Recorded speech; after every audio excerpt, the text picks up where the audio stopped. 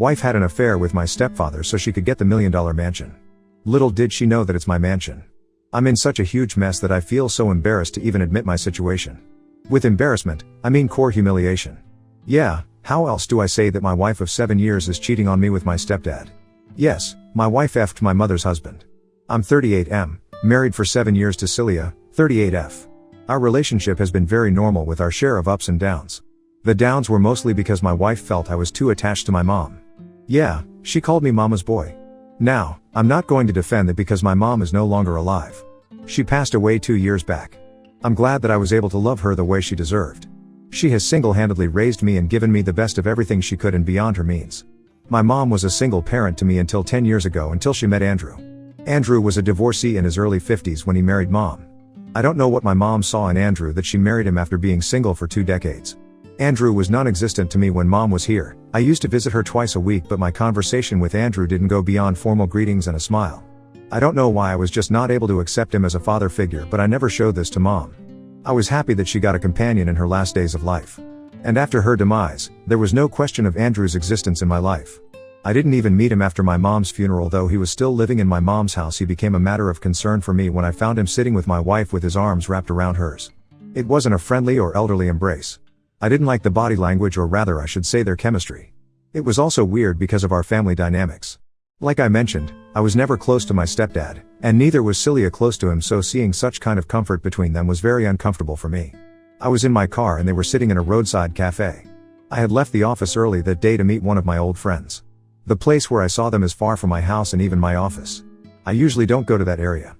I went to meet my friend, but I was distracted most of the time. My friend kept asking me if something was bothering me. I just said it was just about impending work. How do I tell him what I saw on my way? I went home.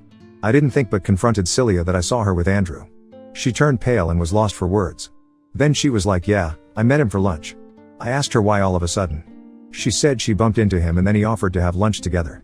The way I was staring at her, she understood that I had seen something which I shouldn't have. She said, "Your stepdad was really upset about losing your mom."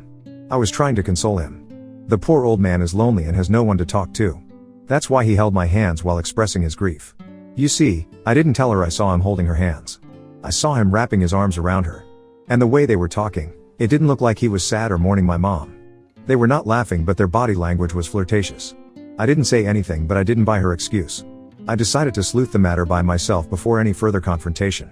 Celia is a nail artist at a beauty salon. So, she works on weekends and is off on weekdays.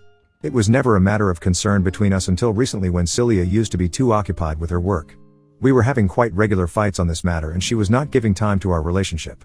She was fighting back that I was being needy after my mom's demise. She said that earlier I used to visit my mom twice a week, so Celia's absence didn't bother me so much. She is wrong. I used to visit my mother on weekends and on those when Celia had work. On her off days, I always ensured to return home on time to spend time with her. Previously, she used to fight that I was a mama's boy, and now she was saying that I was needy. While all these were still going on, I saw her with my stepdad, and that added to my fury. A few weeks later, it was Thanksgiving. Yes, I'm talking about the last Thanksgiving which just went, and she insisted that we invite Andrew. I was surprised at her direct suggestion. She said Andrew was living alone and had no one, so as an extended family we should invite him. I told her that she never invited them when my mom was alive, and she was like, yeah, because they had each other to celebrate the evening, and now that poor old man was alone. Ultimately, I gave in. I actually wanted to see how they behaved in front of me. I won't say they were normal because now that I know the truth. But they didn't do anything which would have caused suspicion if I didn't know the truth. I was silent for most of the time. I was never fond of him, and my suspicions about him made me resent his presence. I felt he also understood that I did not like it. Overall, it was an awkward dinner with both of us eating silently and Celia trying to break the silence with some stupid topic only to get a fake smile from both of us. It was getting very difficult for me to live with a heavy heart, so I decided to chalk a plan. I thought of checking her phone, but that didn't work because her phone was locked and I didn't want to get into the details of asking for the password and all because she would get alert. So I came up with another plan. I told Celia that I would be going out of town for a couple of days for work purposes. On the supposed day, I left home early and went to my office normally. But before that, I had planted a GPS device in Celia's car, and I was tracking it remotely. Just before the afternoon, she drove to Andrew's place. I wanted to catch her red-handed, but I was worried that what if I showed up and they were just sitting and chatting? It would be like making a fool of myself. So, I asked my friend, Keith, for help. I told him about my suspicions and requested him to visit Andrew. It was a very safe plan. I told him to record them if he found them doing anything outrageous. The house lock was password protected and I was just hoping that Andrew didn't change the PIN. Keith was worried that Andrew might suspect him of sneaking into the house. I told him to just say that the front door was open and he was there just to check on him. The main door didn't open in the living area. There was a small passage that led to the living room, so there was no one that would suspect him of unlocking the door. After a lot of convincing, he agreed. He went inside but couldn't find them in the hallway. He then peeped inside the bedroom with his phone camera switched on. He had kept the phone in his shirt pocket with the camera popping out so that they didn't suspect him. He saw that the two were without clothes cuddling each other. He then cried sorry and left the house before any of them realized. Andrew followed him outside asking him what he was doing there. Keith said that he was just there to check on him, but it's okay, he would come later. He sat inside his car and drove off before any confrontation with Andrew or Celia.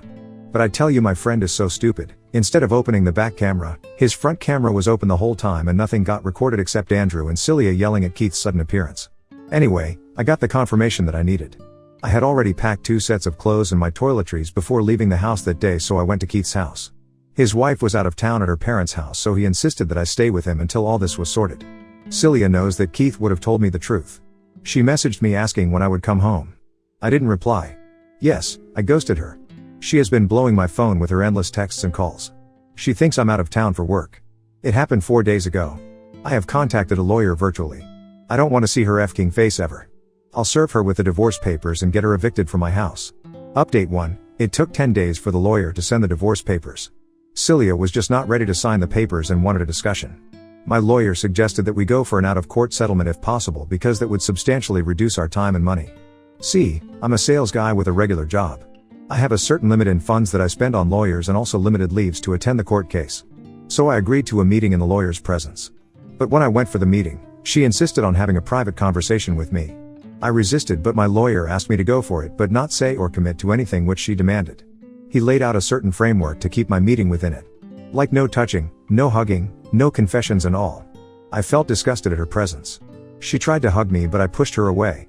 She said it was all a misunderstanding. After reading so many cheating stories on Reddit, I know what all cheaters say. I was like, yeah sure, you were trying to help out a poor old man from his loneliness, right? She said whatever Keith saw was true and she is not denying it, but it was only cuddling and nothing else. Yes, of course, cuddling without clothes. But this was not enough. What she said next blew my mind. She said she did that to safeguard our future. Really? How the hell? She was like, see, your mom left all her wealth to Andrew and now if he marries someone else, that woman would be entitled to that wealth. Your family's property would go to someone else. I said that's why you effed my stepdad so that you can become my stepmother and take my mother's wealth. Do you see the complexities in this family dynamics? I was feeling dizzy with her BS, so I stormed out of the meeting room. After I came back, my lawyer asked for the details of the conversation and I told him everything. He cracked up for a moment, but he was interested in knowing about the inheritance my mother had left. My mom had left a house that she had inherited from her uncle. It was a huge mansion way beyond my means. Interestingly, Celia always had an eye on that mansion. After our marriage, she even insisted that we move into the mansion. I was happy that Celia wanted to move in with my mother, but no, Celia wanted mom to move out to my apartment and we took up her mansion, but I denied it. It was her house and why should she leave? Celia said that you are the only son of your mom, so that house would come to you, so why not move in there right now? This led to frequent fights between us, so one day I just lied to her that mom had willed that house to Andrew. And you see, what price I had to pay for that lie.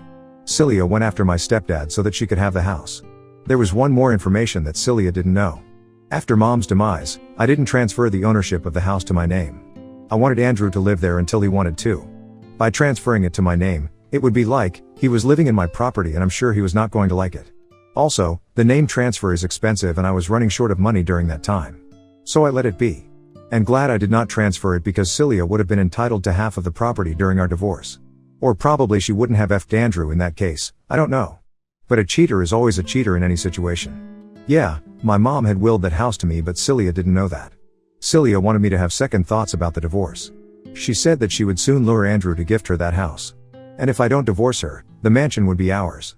I laughed at her proposal and said no, thank you for the offer, good luck for your mansion. She smirked and said you're losing a lot by this divorce.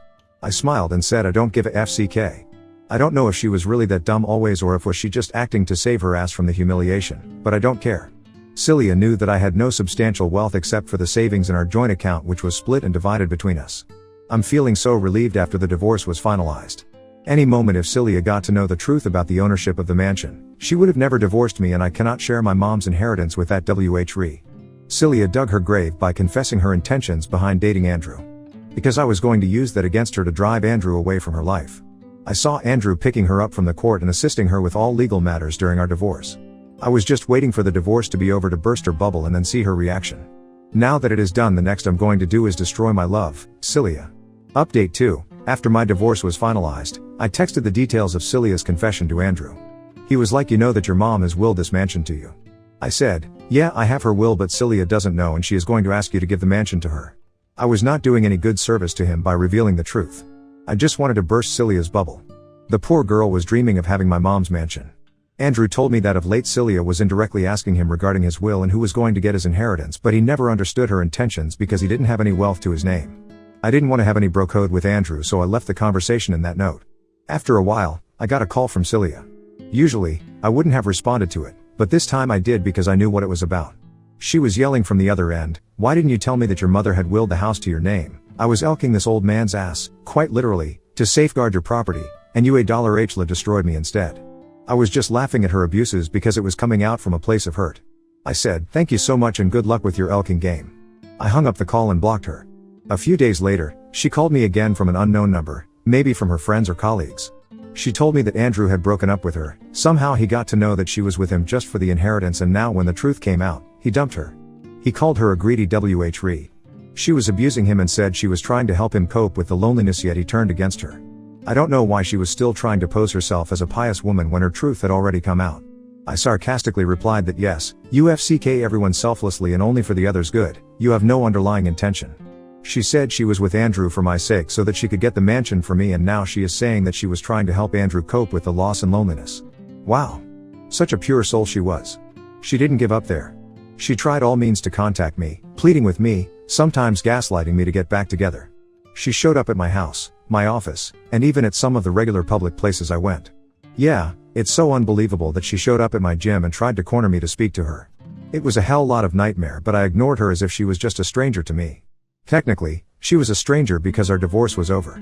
Update 3. I thought that this saga was over, but my past popped out as soon as I changed the ownership of the mansion to my name. God knows what was her obsession with the house. I mean, yeah, it's understandable. Who would not want $1 million mansion to their name? But I don't know how long it would take for her to accept the reality. After 6 months of my divorce, I decided to transfer the mansion to my name. As I wrote earlier, I wasn't doing it until then because I didn't have enough savings to spare for that ownership transfer. Now that I was divorced and my expenses were reduced substantially, I was able to save up the transfer amount in 4 to 5 months. Before applying for the transfer, I informed Andrew about it. He was anyway not living in that house anymore after I got to know about his affair with Celia. I didn't ask him to vacate though, but he responded that he would take away his remaining belongings from the house, and he did that. He made me the admin of the locking system of the house. It took a couple of months for the paperwork to be ready, and meanwhile, I got it painted. The lawn and the pool were also not maintained for a long time, so I got all of them cleaned. I was NC with Celia, and as per the last conversation I had with her, Andrew had also broken up with her, so I was perplexed when she showed up at the mansion during one of the cleaning days. I wasn't there, and the cleaning manager called me that a woman had come down and she was roaming around in the house. They tried to stop her from entering, but she told them she was my wife. Haha, yeah, but the way she was feeling the walls and interiors of the house, they suspected her to be a trespasser. Indeed she was, and I told them to kick her out, and I had no wife. They did as told and then gave me a confirmatory call that the woman was out of the house. No prize for guessing if she showed up at my house. Yes, she did. She was crying and wailing that I had abandoned her when she did no wrong and that her intentions were pure. I told her to seek therapy and that she needed to check out a mental hospital instead of my house. She wanted me to let her inside the house and have a conversation, but I didn't. I closed the door on her face. Indeed she was, and I told them to kick her out, and I had no wife.